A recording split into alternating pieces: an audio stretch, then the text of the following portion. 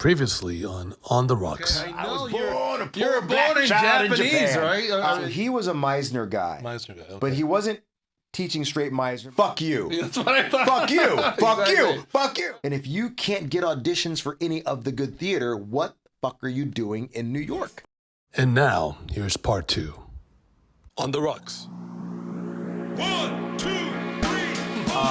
Let's check out the your IMDb thingy. Oh. Yeah? Oh, wow. Okay. We can do that? Sure.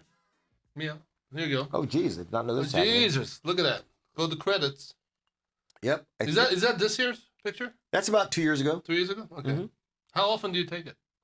I feel like I probably get new photos every 3 or 4 years. Oh, yeah? Yeah. Mm. Yep. You go to Whenever I the feel like credits? my look is changing, or whenever I feel like I want to sell something Different different. hairstyle and shit? This has been the same hairstyle for about Yeah. 8 years now, I think. Yeah? Yeah. I used to have more hair. Mm. Yeah. All right, so so what is this? Okay, so we're gonna be talking about The Accountant 2. The Accountant 2 just came out Soon. about 2 weeks ago. Let's not talk about that now. Okay. Let's go in chronological order. Mhm, well If you done. could. The Thank booze is you. barely affecting me. Thank you. All right, so where are you? So when did you come out here? 2005. So, okay, go down. Let's go down a little bit. You can? It's not working. Okay. All right, anyway, so you're working at... So 2005, You come out here. So I can tell you, I can tell you what you're going to see. Yeah. I feel like I probably had another Law & Order around 2004. I got a short film called Gnome in 2005. So in this short film, there are 3, at the time called transvestites, I guess trans characters, who have a chance encounter with Lauren Graham, who at the time was on Gilmore Girls. Mm-hmm. And we end up taking Lauren Graham around in my little car with a little gnome, and eventually, like we open up her eyes to what her life could be, and dropping her off. So like it's like a little 15-minute short. I shot that in the summer. I met Lauren Graham right before I moved to LA. And she said, "Hey, I know some casting directors out there, the casting folks for Gilmore Girls. I'd love to introduce you." I'm like, great. So I got out here. I feel like I came out here in August of 2005, maybe September. 20 years ago. Yeah, that's right. Wow. Wow. 20 years ago. It's crazy. And I met the casting folks of Gilmore Girls, and Mara Casey and, oh man, you'll have to find it. They're both lovely. D, I don't remember right now. And I auditioned for them and I got the job, which was like 5 lines as some guy checking off names on a bus or whatever. But it was my first job in Los Angeles, and it was great that they brought me in. And then I just decided that back in those days, there were casting director workshops, right? Where you'd pay a certain amount and go sit with the casting director. Did you go to that? Oh, dude. You did? I worked the fuck out of those. You did? Yeah, because Did you get jobs out of did. that? You did? Wow. I did the math. My thought process was this. I'm coming out here without an agent. Right. There are people that I feel like if I get in front of will hire me. So to me, it's just a calculated assessment of I'm going to spend X dollars, and then let's see if it generates X dollars. And if it doesn't, then the experiment fails. But it's usually, it used to be, not casting director, but casting associates, right? Not back then. No? Sometimes. No. But to me, it's all up to you doing research. So you've got an internet, you see the name, you see the credits, Google it. Because they're either lying about it or they're not lying about it. Exactly. So I had a very specific, I had a way of doing it where there was some website called Workshop Guru or something that would tell you where any casting director was doing any workshop. So I went online, I found every show that I thought I might be right for. Okay. I'd write down every show, I'd write down every casting director, and I would put a mark by them every time I saw their name. So ultimately, you have a list that is like, oh, this person cast 3 shows I'm right for. This person cast 4 shows I'm right for. If I'm going to do a workshop, I'm going to do someone casting multiple shows that I'm right for. I'm also going to make sure it's a multiple week workshop so they have a chance to get to know me. And I thought, this is my way. I don't have an agent here. So if you're a casting director, your job is to find somebody to do you can put on set tomorrow. So however you meet them, it doesn't matter. Also, you're going to be in a class of 16 to 18 actors. Half of them are not going to be workable. They're going to lack confidence. They're not going to understand their type. And they're going to be desperate. They're gone. So now there's going to be 8 of you. Of those 8, how many are good? And how many are black? And how many are 35? Not many. So I just thought of it as a numbers game. I just thought, if you meet 20 of these people, which is going to cost you $10,000, call it $10,000. That much? $500. How much was it? Was it $500? If you're was doing like that a 3, expensive? I'm just saying, like, I'm just rounding. Let's call it $6,000. $300 for a 3-week workshop. Let's call it. If I meet 20 of them, my gamble is that I'm going to get a job or 2, which day 1, you're making more than $6,000 on your guest star. So that was my gamble. And when I go back through all of it, I made far, far more. I made a factor. Because one of the people that I met, so when I first got here, I started taking classes with a group called Steppenwolf West, which was a whole bunch of Steppenwolf actors. Because I thought, let's get involved in a place that is theater-based. And it's one of the greatest theaters in American history is Steppenwolf. So I had guys like Jeff Perry, who you later saw on Grey's and Scandal. I had Tom Irwin, who you've seen in everything, the father on My So-Called Life. And many. I had these people who came from a theater background in Chicago teaching a class.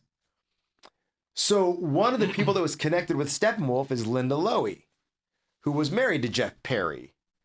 And so on occasion, she'd come in and do a workshop, a 2-day workshop that you could, pay whatever for. So she was casting Grey's at the time. And I did her workshop. I started getting called in for Grey's for like co-stars, never got them. And then I decided I'm going to do her workshop again. You did? For the sole purpose, when we take a break for lunch, I'm going to just ask her, what's going on? And we had a break for lunch, and I said, hey, I really appreciate how often you've called me in. And I said, if there's anything that you could tell me that would be useful, I'm open to hearing it. And she was super gracious. She I don't know if Linda's still doing this. She's fantastic. She's fantastic. She's an actor's casting director. She likes actors and understands actors. Anyway, she said, you always come in ready, and we appreciate you're prepared and you do a good job in your audition. And then at the callback, you walk out of the room and we all think, all right. Really? And she said, I don't think you're leaving yourself in the room. And I knew exactly what she was saying. What does that mean? So here's what I interpreted it as. And this goes back to something my first acting coach always said. He said, you can't go in the room to get a job. So I was going in the audition to do my thing. And then when I got the call back, I was going in to get it right. I was trying to get a job. So any of the life, spontaneity, individuality that I was bringing in that audition was gone by callback time, because now let me get this job. I was going in the room to get a job. And I said, thank you. And she said, you know what? She actually said, we're going to let the room cool down a little bit. We'll call you back. And I thought, I'll never see her again. 6 months later, I got called in for my first ever guest star audition for Grey's. And I got a call back. And I remember thinking, fuck these people. I'm going to do my thing. I'm going to go in that room and I'm going to do exactly what I want to do. I'm going to listen and I'm going to just I don't know what's going to happen, but fuck these people. Right. In the best of ways. And I ended up getting the job. Now, TV's interesting because I ended up getting cast as a guy who had been running a marathon and had injured his knee. I actually had a scar on my knee, which they didn't see, or maybe they did see, because I've had ACL surgery before. Oh, you did? From soccer? Yeah. Yeah. So I ended up playing this guy that had a knee injury. And if you do a guest spot on Grey's Anatomy, you're getting 10 for the week, and then back then it's rerunning for like another 4 or 5 a couple times. So that one job already paid for every workshop I'd ever done. Right. And then I got other jobs from workshops. I did one with a lovely casting director named Russell Boast, who worked with Rick Pagano, and they cast many, many things. One of which was Franklin and Bash. I think it was TNT or TBS, lawyer show, and I got cast as a lawyer and ended up doing that 3 or 4 times. Oh, really? Okay. As a guest star. So yeah, I probably did 50 of these workshops. I probably got cast in 4 of them, but if it hits, it hits. It was an seems investment. like, there are so many actors out there trying to make it, right? Yep. But listening to you, it seems like you have some ambition, some eagerness, some drive, drive and calculation also, right? Yeah. Smartness. What do you think that comes from? Where do you think that comes from? We just talked about your background and all that stuff. If you were to the ask military kids and stuff like that, maybe that has some effect. I mean, I do have that too, and I have a son who's 30 years old, almost 30, 29 now, and I see my daughters and stuff like that. Ambition, eagerness, drive is not something that you can teach. I don't think so. Right, and it's something that you grow up with, or this is a much larger conversation that we won't get all the way into, that I've been asking myself. It's all the nature versus nurture. It's all the free will or not. We gonna go there? Right, we don't have time to go there. More and more, I think that nurture sounds right, but that nature is right. That you kind of are who you are. It doesn't mean you can't make adjustments. It doesn't mean you can't learn things about yourself and fine tune, which I have done and my friends have done. And I think that you do have the chance to say, you know what, this is a bad habit. Why do I have that habit? How can I change this behavior? How can I spot this next time? You can do those things. But that's who you are. When you say, okay, I want to do this. This is a bad part of me. I want to change. Things like that is something, it comes from inside, right? I agree. Right. I agree. That's the nature. And I think that's nature. Exactly. So now, when people think, military kid, I'm like, yeah, there are lots of military kids. Exactly, yeah. A lot of them are fuck ups. Yeah. A lot of them, military kids are like anybody else. You go on a military base, they're not all doing 50 push-ups in the morning, right? Like, there are spoiled brat kids. There are people that, might be addicted to something, which I think is also not your choice necessarily. This is what the chemicals of your body have dictated. It's bad luck. It's appealing and it's tempting to make yourself the hero of your story. So that whatever you have, you earned through working harder than other people. And when I start really sort of taking apart my youth, I was always a great student, made all A's. I could do multiplication tables the second they put them in front of me. I could spell. They used to take me up to 6th grade when I was in 2nd grade to spell. I could spell. It wasn't because I was at home burning the midnight oil, man. I was lucky to have that aptitude. And as good as I was at math, one day I hit calculus and I was not good at math anymore.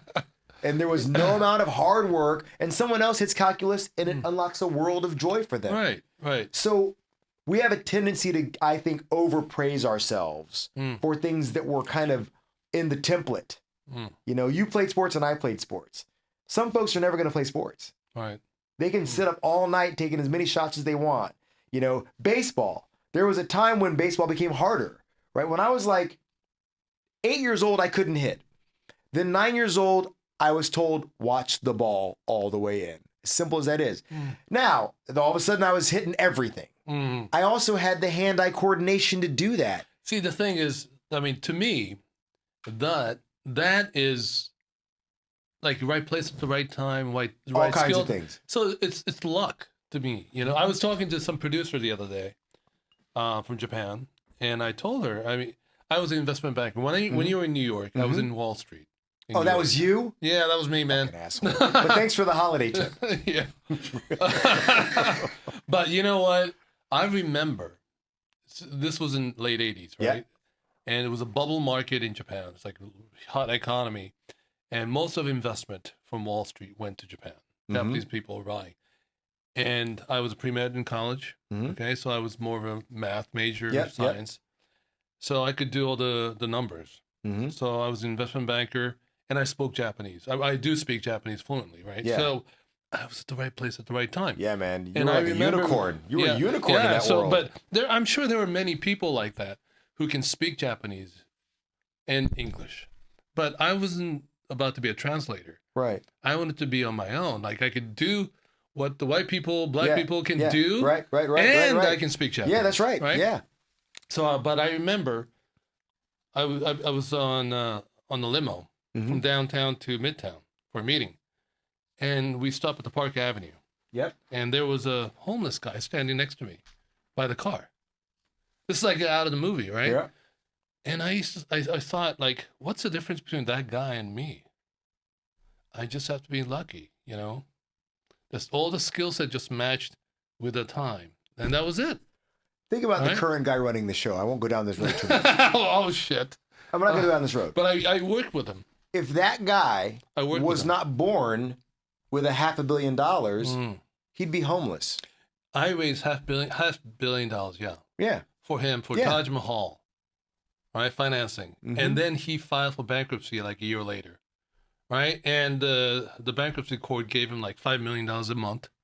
You know, it's ridiculous. So I won't go down that road. Okay. But I fully agree with you that so much more of this is fortune than plan. Yeah. You asked me a question a few minutes ago about, you know, where does that come from? And I think that's a few years ago, I had a whole come to Jesus moment where I like tried to ask myself, what are you doing? Why are you doing all this kind of stuff? And I tried to break down why I'm doing what I'm doing. Is that the come to Jesus moment that you mentioned? Yes. Okay. That was like 6 years ago. Okay. And you were here already, no? Yeah, I had been here. I had moved back to New York in 2015. And then I was coming out here. So I would come out here on occasion for like 6 weeks, 2 months. Wait, so why did you go back there? To New York? Yeah. Because I did not like Los Angeles. What did you More like specifically, about people? I felt well, it's not that simple. I felt like I was losing me. Because Los Angeles is very much about jobs and New York is very much about work. And they're different. And everything. What's the difference? The difference is booking. What'd you book? In New York, it's like, what are you working on? Ah, okay. And working on might be class. You know, like I'm working with this great instructor from Yale, and last week we had this great class. That's the ethos of New York. And I'm not trying to say one is better than the other. But if you're going to talk about both these cities, you better have spent multiple years in both these cities, not a summer here or summer there. And I've spent over 10 years in both. And this town is an industry town, as you know. New York is not an industry town. Even though it's kind of losing it now in LA, right? Everything's shifting in the past few years in both places. And it's still an industry town, though. It's still, your badge is fame and celebrity here. In New York, it's not that that's non-existent, but your badge is, are you doing something cool? When you go to bars in New York, you sit down and you talk about what's on the TV. You talk about the Knicks or the Mets or the Yankees. You know, you talk about you talk about the Rangers. Like that's that. Or, you know, did you fucking hear about what he did yesterday? That's ridiculous. Not going to fucking taxi. Like Get the fuck out of here. Yeah. That's how the conversation happens there. Right. And I say this with full honesty. I'm not trying to make this a story.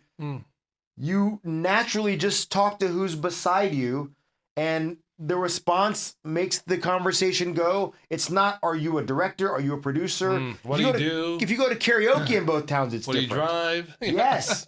You know, people are worried out here that someone's going to see them. Oh, shit. In New York, it just doesn't occur to you because there's a guy driving a fucking unicycle covered in aluminum cans from head to toe going down 12th Street. Oh, what are you doing tomorrow? Like, that's New York. Right. It's crazy. And it's gotten less crazy, of course, because the gentrification has moved out a lot of the artists. But the ethos of New York is it's competitive, it's cold, it's cramped, it's dirty. But hey, man, what are you doing? It's like there's a collective you're in a car here. You're in pods here, right? Pod to pod to pod to pod. If someone lives in Venice and you live in Silver Lake, they're dead to me. Right. You know, like if you want to go see theater here and you're a casting director, you're never going to make curtain. Mm. In New York, there's a subway that's 20 minutes away from wherever you're going. So, and I'm not trying to romanticize New York because I've lived there for so long. It's a hard city to live in, but that's part of the deal. But it seems like that's in your blood. Yeah, right? It's in my blood. Right? New York is. It's in my blood. And that's actually this goes back to what you were saying before. The second I landed in New York, I knew. Mm. When I came here, I was like, okay, all right, we do this now. And I guess I go here, and it never felt But home. you stuck it out for 10 years, right? Here. I started working. Yeah. I started getting, I feel like. So you went back there. You went back there to New York. Yeah. And then now you're, coming back here? I live in New What's York. going on now? I live in New York. Yeah, but you're working more here. So I went back right? to New York yeah. in 2016. 2016, okay. In 2018, I had a come to Jesus discussion with myself where I'm Right. like, what are you doing? Why are you doing it? What do you want to be doing? And I realized that I loved teaching. I'd been teaching in New York when I went back in 2015. Acting? Yeah, I started teaching at NYU. Wow. Okay. And I loved it. What do you teach? What kind of acting, though? Different classes, like either auditioning for the camera or directing the actor. It's all the same to me, to be honest with you. It's all the same elements of what acting is. And what I'm basically trying to get out of my students is to be good detectives with copy and to make decisions that are based on what you have in front of you and do what you want to do. But be prepared. You know, this is a long haul. Don't let this business tell you who you are. No one has the answer. You know, in LA, it feels like there are 30 people up in fucking Sherman Oaks telling you the tricks to book. I'm like, why aren't you booking? There are no tricks to book. You know, this is a long road. And as you and I have said a few times tonight, a lot of luck has to happen for it to work. But you don't have to worry about getting picked. You have to worry about going in the room and showing them who you are. Yeah. That's your job. No one controls being picked. I actually give them the 5 Ps. And anyone tell me what? I tell them you control your promptness. A what? Promptness. Prompt. Okay. Your professionalism. Okay. Your passion. Your preparation. And your politeness. These are the 5 Ps you control. You don't control getting picked. So don't worry about getting picked. You have no control over it. No one I know does. But if you do those 5 things at a high level all the time, that's going to start developing something. Yeah. You're going to start becoming a person that the casting director can rely on. Because every time they call you in, they're putting their ass on the line. Every time, they're not doing a favor. They're saying, I hope that you can justify my time that I've put into you. Right. So they're looking at the 28 auditions or the 200 auditions or the 2,000 auditions, and they're trying to cull together 5 to 10 or whatever it is in the given project. They can send a producer, and if they don't hit, the producer's like, why am I hiring this person? So I also encourage them, think about what the other person is going through. The casting director has to justify themselves every time they cast. Yeah. So, you know, recently I auditioned for a few big projects, right? Luckily. And I realized once again, recently, I just thought, hey, you know what? I just want to, because there are so many, auditions and opportunities nowadays are very scarce, especially this year and last year, right? Oh, dude, same. It just, numbers are so low. Yep. And I just wanted to enjoy it for myself. Yeah. So, you know, right? So I thought, because like in old days when we used to go to auditions, not self-tape. Yeah. You prepare yourself. You feel like, hey, this is a fucking real thing. Yeah. In front of the casting director. That's right. And you get 1, 2 chances. Yep. That's it. Yep. Right? That's it. When you have self-tape, you can do as many times as you want. I don't. Right? So But you can. I realize I don't want to do that anymore. Yeah. So nowadays I go to SAG-AFTRA, you know, the lab. Over in Wilshire? Yeah. And you get like, you know, half an hour to do it. Yep. So I prepare myself and do the background stories and, you know. Yeah, do your work. Do your work. Whatever your work is, do your work. And then when you're done, you feel like you've done it. Yes. You know? But one of the things that I realized was that when you go to audition, you meet other actors. Yeah. Yeah. And you talk to them. Yeah. You meet them. Yeah. And camaraderie, but whatever, it's basically, hey, we're all in it together type of thing. Nowadays with self-tape, you don't have that anymore. You know, it's something that I did not know I would miss. Yeah.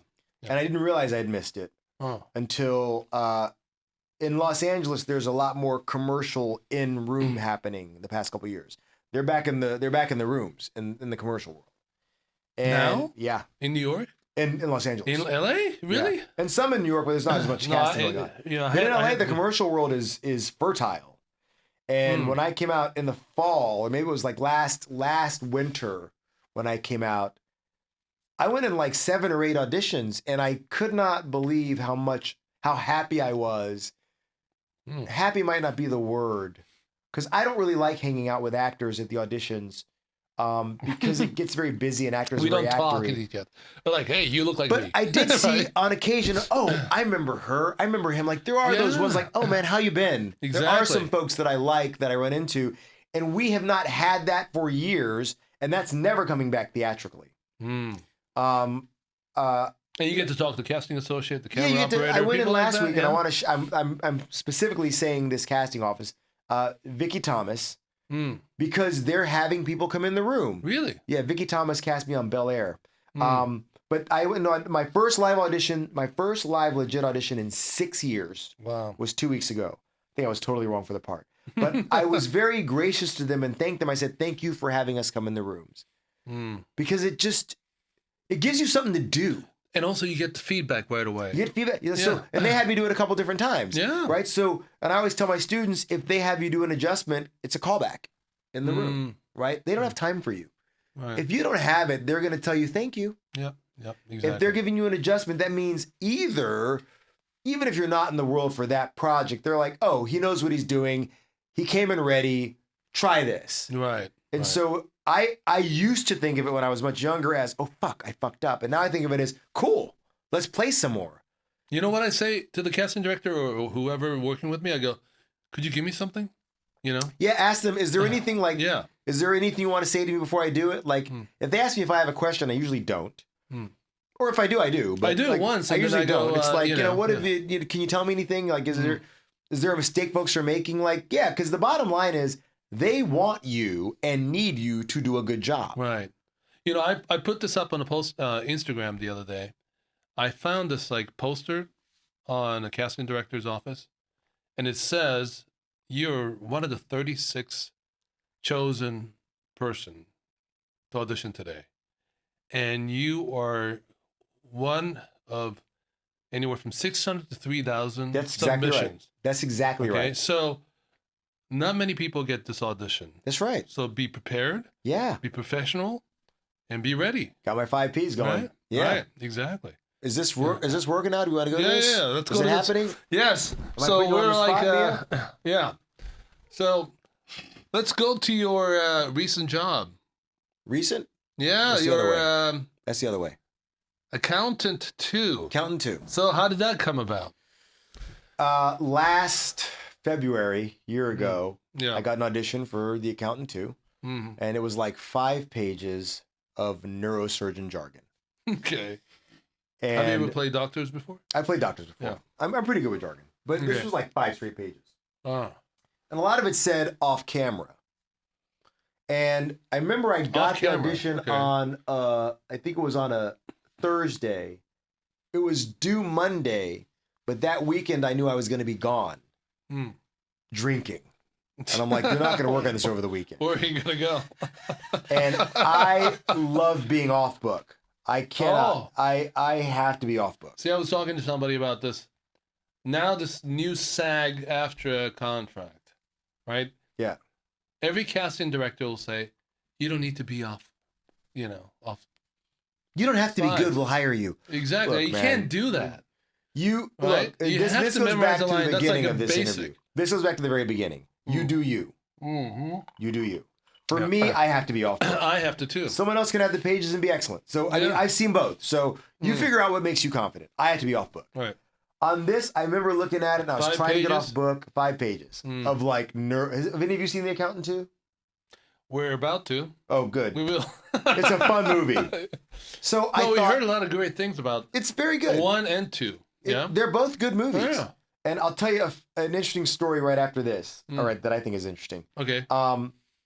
So I'm looking at this. I'm trying to memorize it, and then I'm like, "You're not going to memorize this." And then I thought, you know what? This guy, half this scene is on a computer. Oh shit!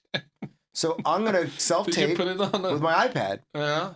I'm gonna be familiar with it so that I can talk to the person about what's going on. But I'm gonna read this shit because he has a computer screen, and that's exactly what I did. But I was familiar with it. Like I tried to memorize it so that I could go away from time to time and say, whatever. Acquired savant syndrome means the parietal lobe is occupied by the so and so, and Did you ad-lib at all or no? Not at all. Word by word. To the word. Okay.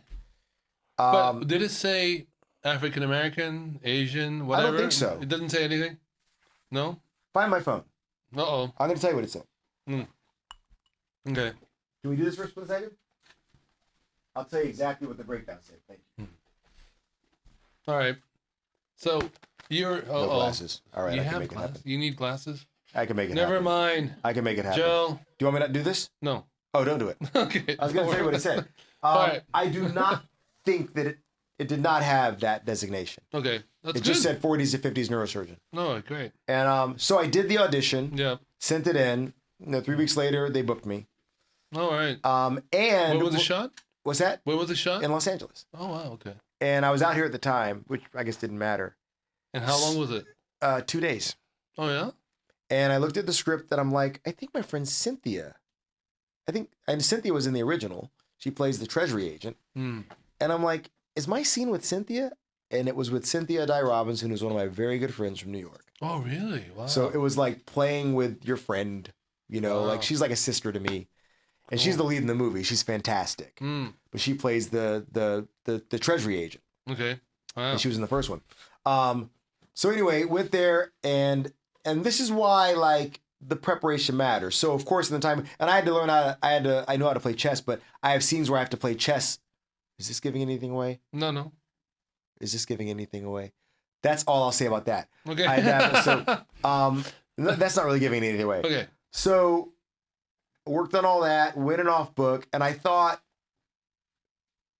when you get to set for the first day and you're a guest star or, a supporting, I think of it as going on the road as an athlete and you want to silence the crowd. Because there are 50 people standing around you, right? All the lighting guys, all the sound people, they're all setting up and they're all thinking, I hope this guy's not a fuck up. All right. Right? I hope this person doesn't make my day longer. And I always feel like I'm going to let you guys know within 20 minutes that we got this. Which, that's almost a side thought. My first thought is go in there with command so that the director can take you wherever the director needs to take you. A director like Gavin O'Connor, who's a badass, you want to make sure that you show up ready for him because he has a level. So I want to meet his level. Right. For myself, I want to be good at what I do. I want to speak these words as though I'm a neurosurgeon. And the neurosurgeon isn't worried about talking like a doctor. The neurosurgeon's going to eat a ham sandwich after this. Exactly. Right? That's what the neurosurgeon does. You do this every day. He's drunk. The neurosurgeon's had 4 scotches. And he's like, I don't know. Okay, what are you laying on? And so I felt very prepared. I knew a lot of this was off camera, but I just kept thinking, I'm going to give him this whole thing straight through. Because let him have the choice. And I remember going in and I had met Gavin once before, which I'll go back to in a second. Long Island guy, like a dude's dude. He's big. He's put together. He's smart. He's right here in the world with you, right? Gavin's like, all right, let's run through it. You sit over there, then we'll do that. And he goes over to Video Village. First AD comes over, Maria, who's lovely. She says, Gavin doesn't say action, so I'll just tell you when we're ready. I'm like, great. She says, whenever you're ready. I run through start to finish. And I hear Gavin about 30 feet away in Video Village. And he's like, wow, it's great. It's great. Great. Great. And he comes walking over. He's like, it's great. Let's do another one. Oh, yeah? And he says, this time at the start when the camera, I'm like, great, I gotcha. And then he and I just start bantering, right? Like it's that Northeast humor. And he'll say something like, Gavin, I'd rather you tell me this in private, not in front of the other actors. Like, because that now we're established. Right. Now he trusts me and I trust him. And then it's just joy because he and I are both coming from the same place. What's the story? Right. What's my role in this story? And how do we tell this story as good as we possibly can? That's all I'm worried about because I want his story to be told. Right. And I want the truthfulness of my character to make it easy. So we shot for 2 days. I could not be more impressed, and also just I respect him. I respect the way he works. He's collaborative with his actors. Oh yeah, actors, director. Yeah. He's an actor's director. He's salt of the earth. He's smart. There's nothing superfluous. There's no ego. Great.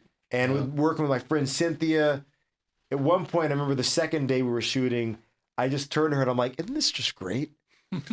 Like, we're working together on this big movie. So anyway, did my part on that.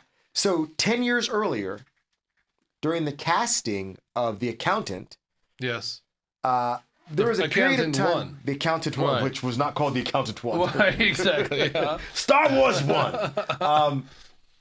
The casting director, Gene McCarthy and Nicole Abellero, for a period of time, I was kind of being passed around the different casting directors as the reader.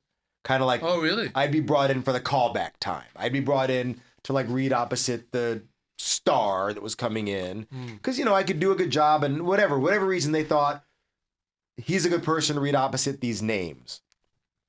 And so I got called in to read for The Accountant callbacks for the lead woman. And I won't give any of the names, but I'm reading opposite some heavy hitters. So one woman comes in who, does it matter if I won't say her name but Why not? Come on. I don't think it'll matter. I think what I'm going to say will make it not matter.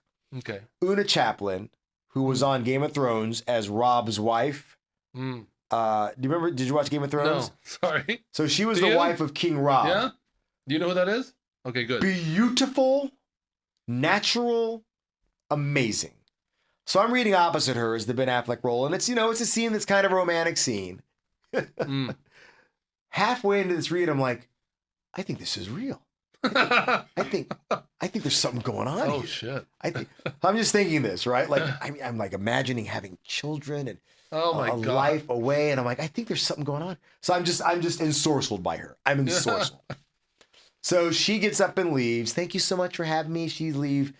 And I always, whenever someone would leave, I would just sort of like go off to the side because I don't want to be any part of what his impression was of them. I want their work to stand on their own. I don't want to get in the, if Gavin asked me questions every now and then, I'd answer them. But like, I'm here for the actor and I'm here to make this amazing for you and stay out of the way. And, I know my job. I know my place in the best of ways.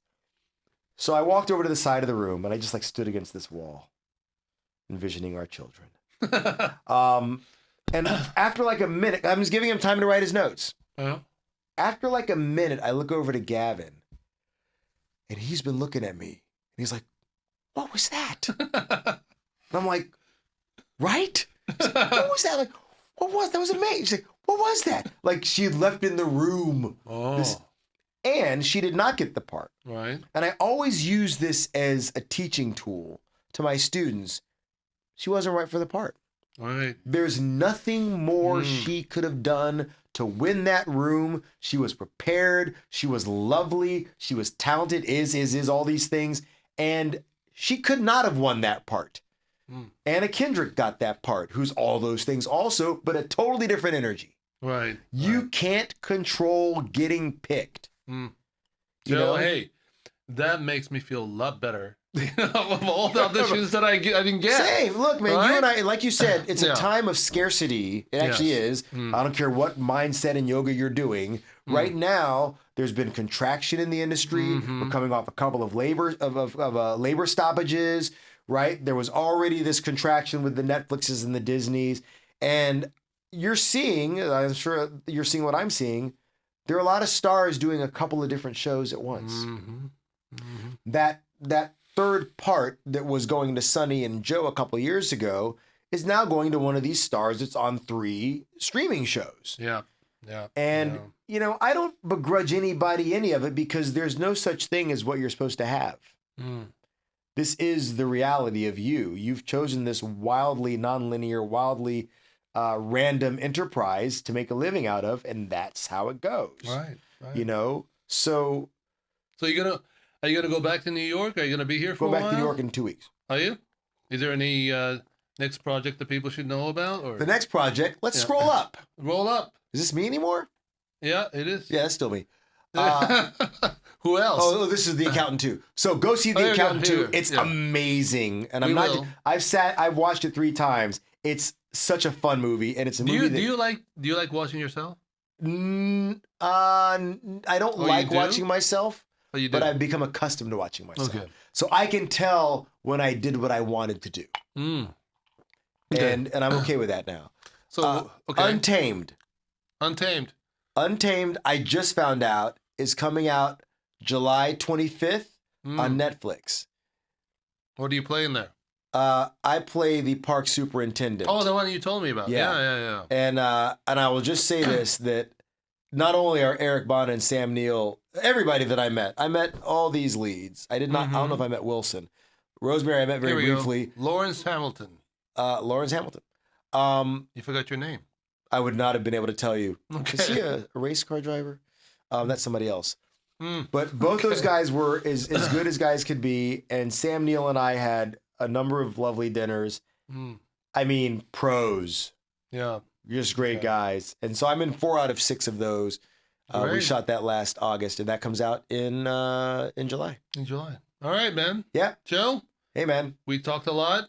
I talked a lot. No, we enjoyed it, man. Yeah, man. You got to come back again. I'd love to, Hey. man. Thanks for doing this. And Hey, thank you. I'm in the process of starting a podcast as well. So Okay, I'm we'll gonna, be on yours. I'll be calling you back Of for a course. favor. Of course. Love it. Cheers. Thanks. Come by.